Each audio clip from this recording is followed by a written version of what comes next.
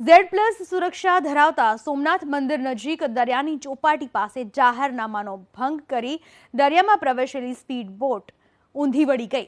દુર્ઘટનામાં 4 પ્રવાસીઓ પણ ડૂબ્યા।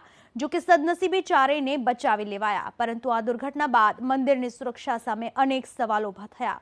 વાત એમ છે કે સોમનાથ મંદિર નજીક આવેલી ચોપાટી પાસે દરિયામાં પ્રવેશવા કે પગ પલાળવા પર પ્રતિબંધનું કલેક્ટરનું જાહેરનામું છે।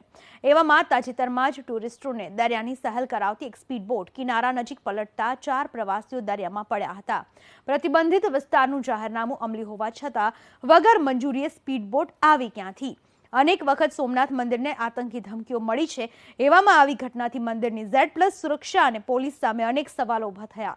બનાવ બાદ પ્રભાસ પાટણ પોલીસે સ્પીડ બોટના માલિક બાબુને ઝડપી કાર્યવાહી હાથ ધરી।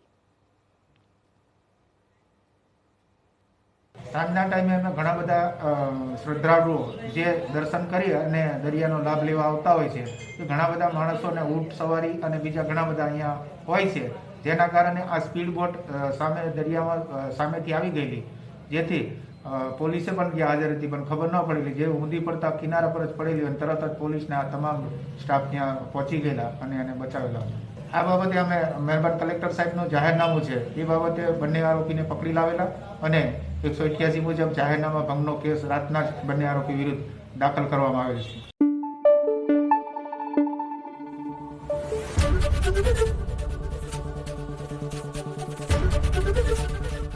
ABP અસ્મિતા, ગુજરાતની અસ્મિતા।